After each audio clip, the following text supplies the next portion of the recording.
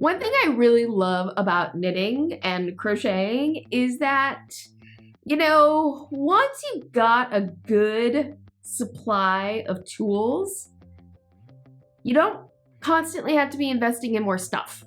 Like some other crafts, like, scrapbooking, always so many tools to buy, always so many gadgets to buy, always something to buy. But with like knitting and crochet, once you've got your needles or your hooks, you got yarn, always need more yarn, got to have the yarn. But once you've got that basic kit of supplies, you really don't need a whole lot more. Unless you want more, because I do think there are some tools and notions that go beyond the basic kit that a lot of knitters would benefit from. So hit subscribe, hit the notification bell, give this video a thumbs up, and find out the 5 tools I think any yarn lover can use.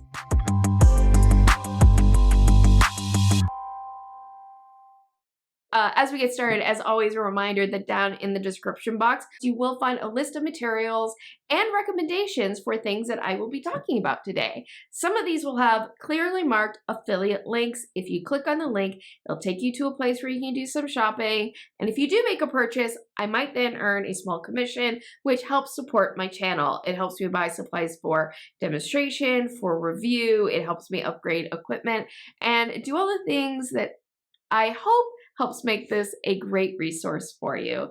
If you utilize one of these links, or you leave me a super thanks, or utilize my Ko-fi link, also down in the description box, thank you so much. It is so greatly appreciated. And if you choose not to, really, I'm just so grateful that you're here watching a video today.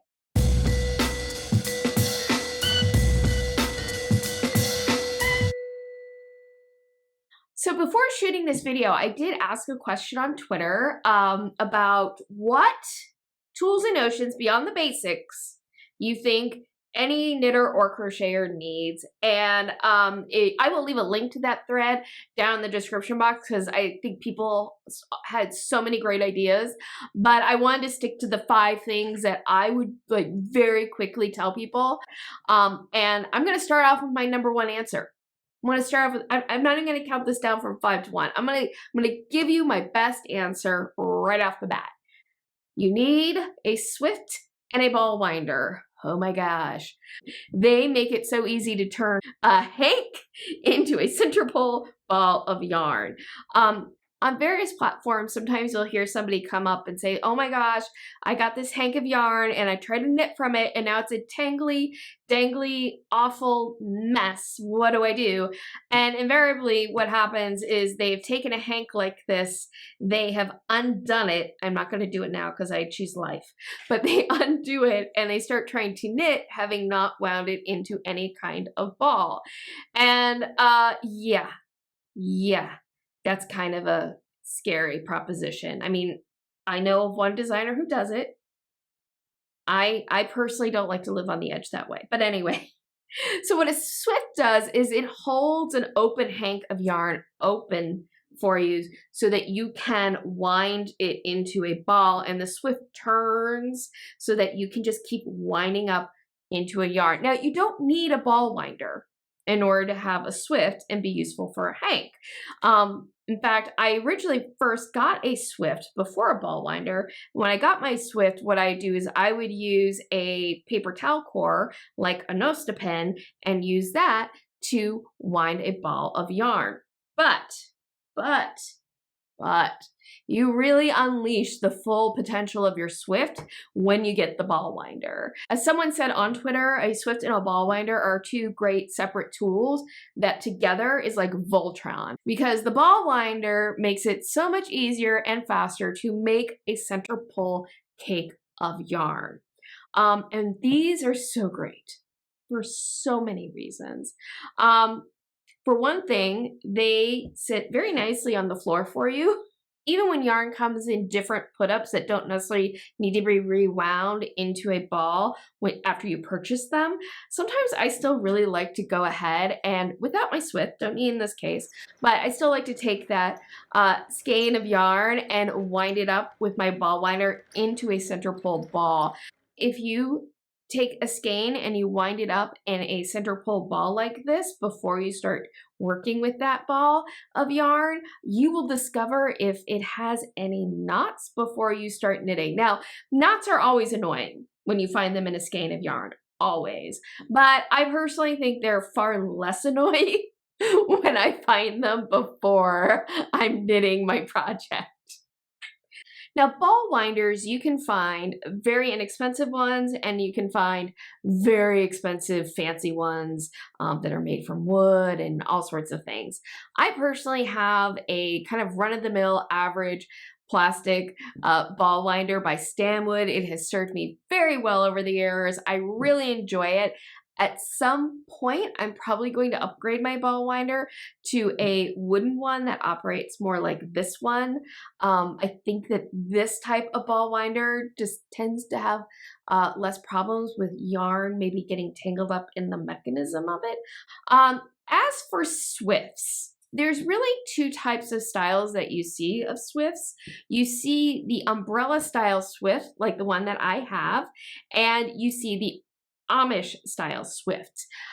It's really a matter of personal preference which one you decide to get. What I really love about my umbrella style Swift is that when I need to store it away, it is very compact. It folds up very compactly and very nicely.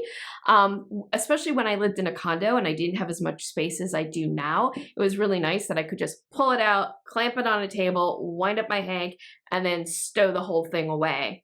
Now that I do have more space, well, not at the moment because dealing with the flood, but when my craft room is repaired, I am going to set my Swift and my ball winder back up, so I just have a ready whenever I need it winding station, which is really nice to have. The one thing though about the umbrella style Swift is you will hear people talk about them breaking down and breaking, but invariably that is because somebody has a plastic / metal umbrella style Swift, and those are less expensive, but they don't tend to hold up as well. So I recommend that if you can, save up for a nice wooden umbrella Swift if that's the style you choose to go with. The other style Swift is the Amish style Swift, and what's nice about that is it just sits on a table very nicely. You don't have to clamp it on anything, and people who have them love them. And people who have Swifts like I do, we love our umbrella style Swifts. If you already have a Swift, let me know down in the comments whether you have an umbrella style or an Amish style and why you prefer what it is that you have. Or do you wish you made a different choice? Let me know.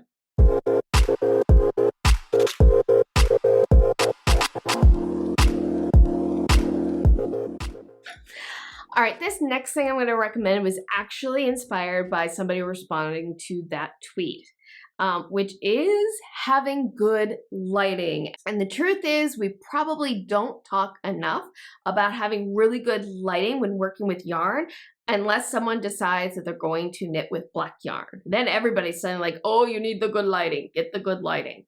But I really recommend, if you can, getting a daylight color lamp. Sometimes these are called OT lights because OT is a brand of lamps that sell these daylight color lamps and bulbs. And so sometimes they're just called an OT light. The thing about a daylight color lamp is not only does it provide you fantastic lighting for when you are crafting, but it's daylight, which means you see the true color of your yarn. Perhaps you have read the advice that if you are shopping for yarn, if you can, take the yarn to the window or just outside the door so that you can look at the yarn color in daylight. And the reason for that is our brains evolved so that we see color in daylight. And so the way color appears in daylight is considered the true color. Color can look different under a fluorescent light bulb or an incandescent light bulb or a flame. Like, you can see this in real life. So what's really great about a daylight bulb is you're able to see that true color any time of day, in any situation. You don't have to wait for the sun to come up. You don't have to go outside. You don't have to be sitting next to a window. So I love having a daylight lamp. In fact, I've got like 5 of them.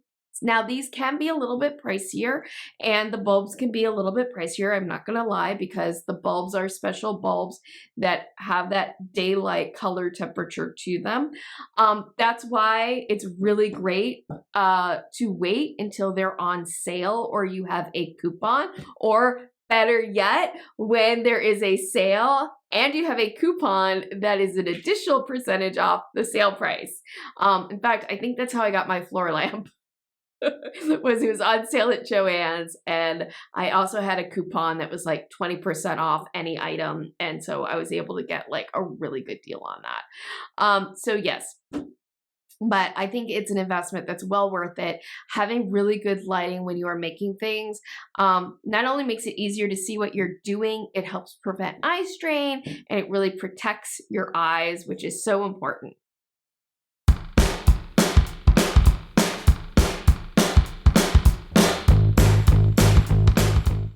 So early on, when you are building your kit, your first knitting or crochet kit, you're invariably told to get yourself a tape measure because, well, so often you have to measure your item for various reasons, but also because so often what we make as knitters and crocheters are garments and things meant to be worn. And that means that we need to measure body parts. So, you know, we get a tape measure. But if you want to go next level with your measuring tools, I cannot recommend rulers enough, specifically quilters rulers. I have several of these, truth be told, but the one that lives in my Notion bags that I love so much is this one. This is a 6-inch quilters ruler, and the reason I love this is because it's plastic, it's solid. It is much easier, I find, to measure a gauge swatch with a plastic ruler like this or a metal ruler like this than I do a tape measure. And I find it is much more reliable because cloth tape measures, actually, you need to replace those every so often. Depending on how often you use your tape measure, you might need to replace at least once a year. And that's because over time, that cloth tape measure stretches, and therefore it is not a reliable measuring tool. The reason I really prefer these quilters ones, however, is because one, on this ruler, the 0 mark is the edge of the ruler. This is something you have to be careful about with rulers, is that sometimes the 0 mark will be just a little bit in from the edge of the ruler, and you have to be making sure that you measure from the edge. But a quilter's ruler is designed to help cut against, and so the 0 mark is always at the edge. I really love that. So this lives in my Notions bag. I absolutely love it. I use it all the time. But this is not my only quilter's ruler that I find really invaluable in my knitting and crocheting life. My other one is this bad boy. This is a 24-inch quilter's ruler, and I use this all the time when I am blocking. Yes, I have blocking mats that have lines on them to help keep things straight, but things happen. Sometimes I don't have enough blocking mats and I have to use something like a yoga mat to block my item. And having a ruler like this to measure the sides to make sure that I'm keeping everything straight and everything to the size that I want is so invaluable. So invaluable.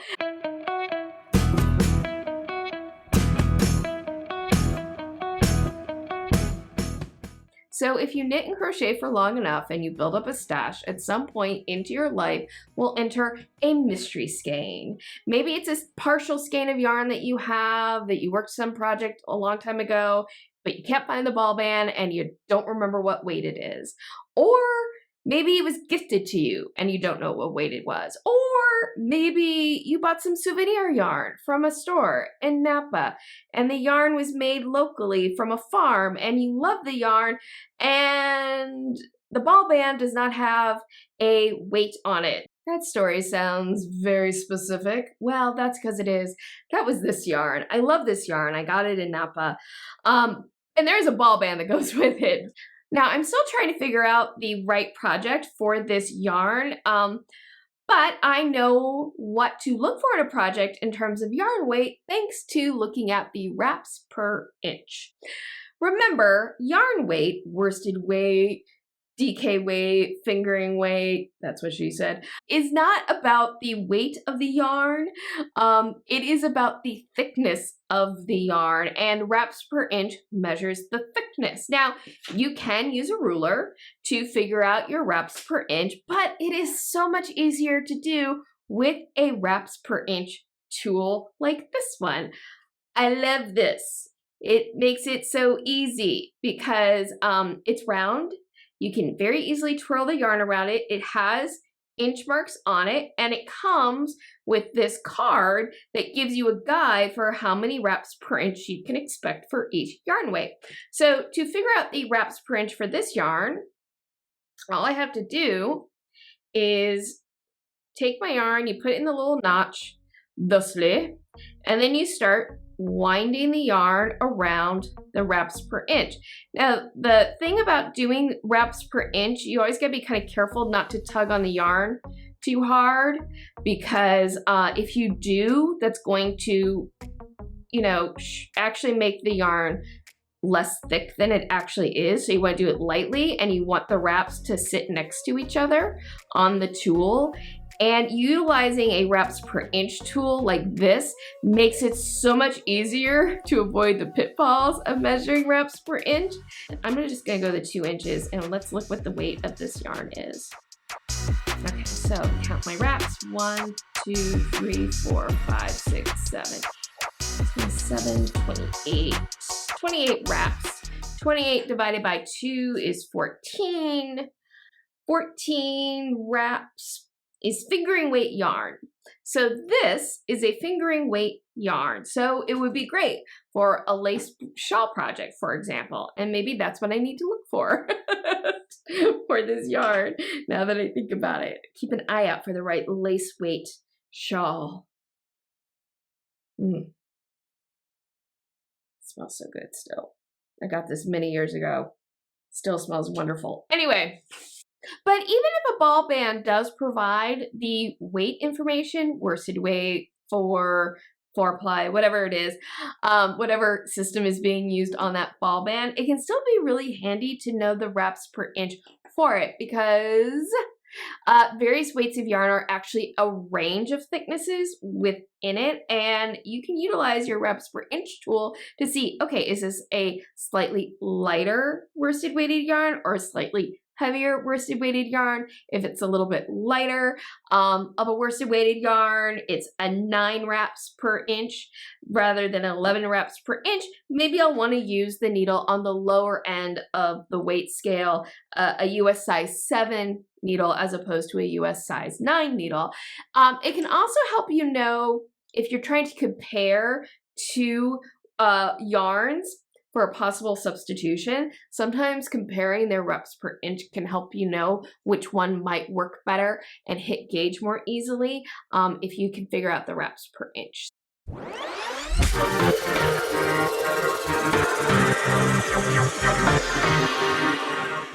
Most likely, I'm guessing at some point you're going to want to hand wash your item. Yes, even if you made it out of superwash wool or acrylic, because frankly, hand washing is more gentle on your item, and that hand knit, hand crocheted item is going to last much longer if you hand wash. I know hand washing can seem like a really big task. I personally don't. I actually kind of enjoy it, truth be told. But something that I cannot recommend highly enough to make hand washing so much easier is a baby tub. I have this baby bath from when my daughter was little, and after she outgrew it, I repurposed it as my hand wash basin, and it is fantastic. I mean, it was big enough to hold a toddler.